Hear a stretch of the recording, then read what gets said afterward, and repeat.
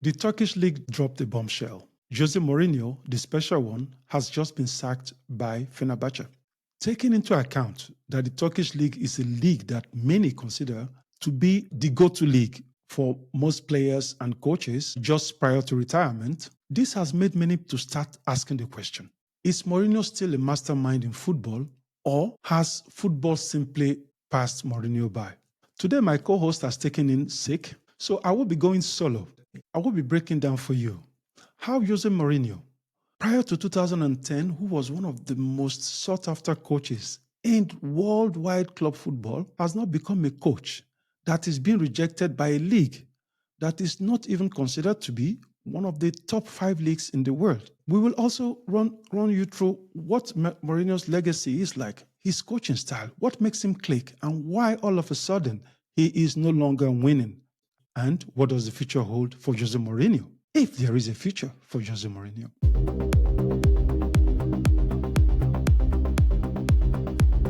Oliseh!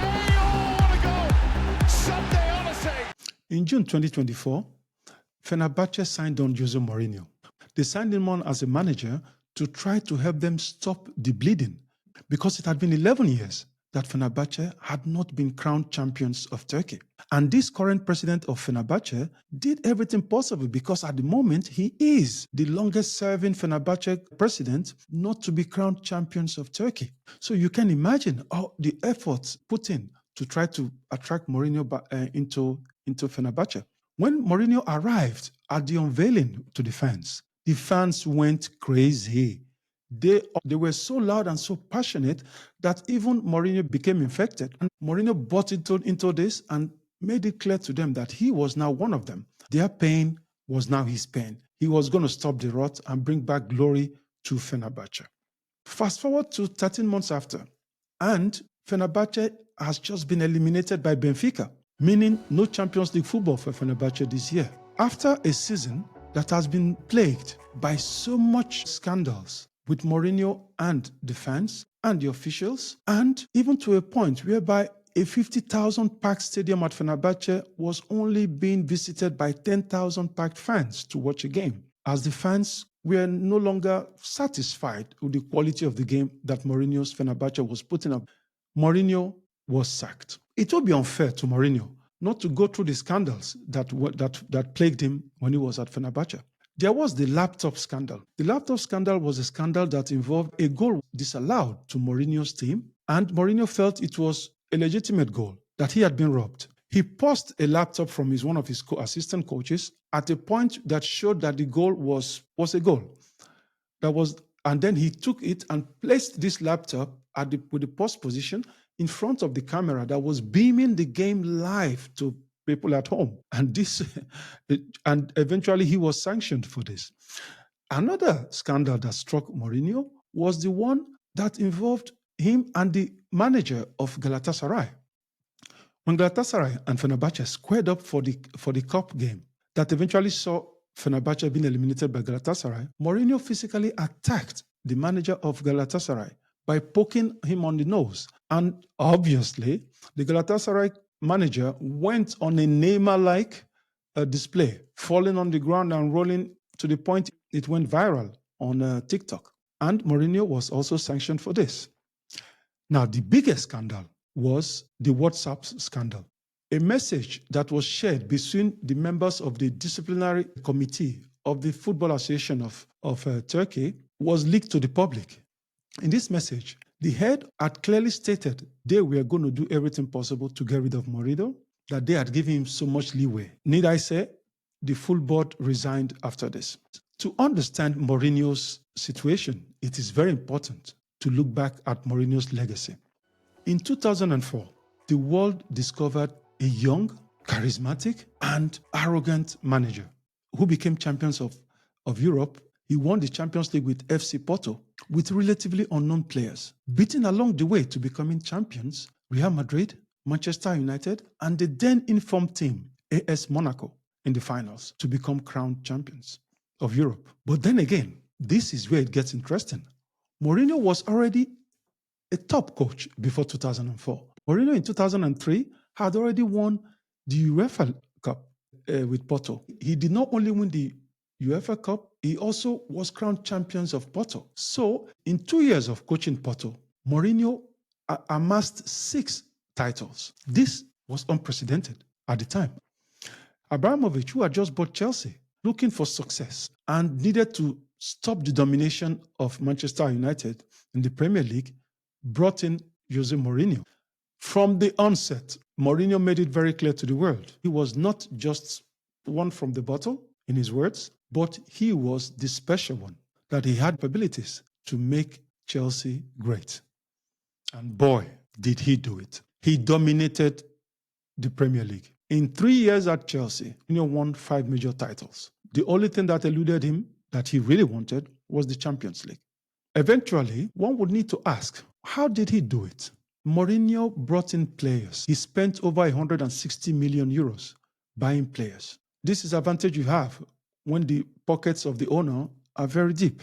And by doing this, he put in place a very pragmatic, defense-oriented playing style.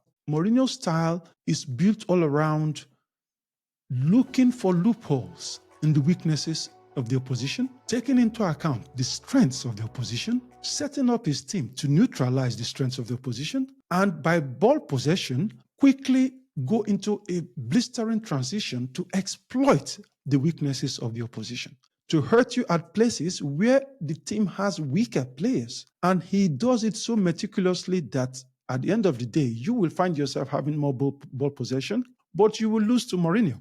This was so well orchestrated and so well done. And he was able to do this because Mourinho had a way to work with players. Being a psychologist, he has a way to run into the mind of players. He had a way of passing his own ideas into the mind of players and made the players feel good. He brought in players like Didier Drogba, who at the time had done well at Guingamp in France and had done well at Marseille, but was far from being a world star. He brought him into Chelsea, and Didier Drogba was no longer the same. He became a worldwide star and a solid player by his own right. The same thing to Michael Essien. Brought him from Lyon, made him into a top star player. He helped John Obi Mikel excel. With Makelele, he was able to manage his defensive playing style top. He had John Terry. He had created a formidable force, not only tactically. 3 years into the run, Abramovich got tired of the pragmatism and wanted a more free-flowing playing style. Mourinho was let go. Many thought Mourinho will go down after this. No.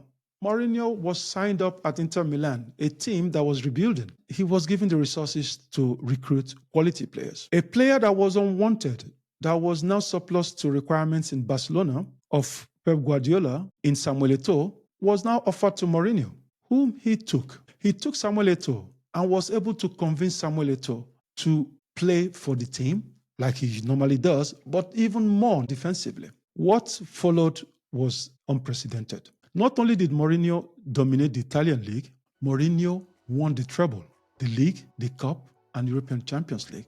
He won it in a way that convinced everyone because of the semifinals. He eliminated the informed team at the time that had arguably one of the best players ever to play football, Lionel Messi, Pep Guardiola's Barcelona at the semifinals. And that was how the special one became stamped as the certified mastermind of football. Hey, if you're hooked on these incredible stories and want more epic insights, smash that like button, subscribe now to our podcast channel, and turn on notifications so you never miss an episode. Share with your friends and join our community on Instagram, YouTube, Spotify, X, and Facebook for exclusive updates and more unforgettable tales. Now let's get back to the episode. 2010, after winning the Champions League at Inter Milan, Mourinho was signed on by Real Madrid. Real Madrid were struggling at the time. They needed a manager to stop the domination of Pep Guardiola's and Lionel Messi's Barcelona. So Mourinho was brought in. Mourinho came in there and tried to introduce his normal 4-2-3-1 playing style.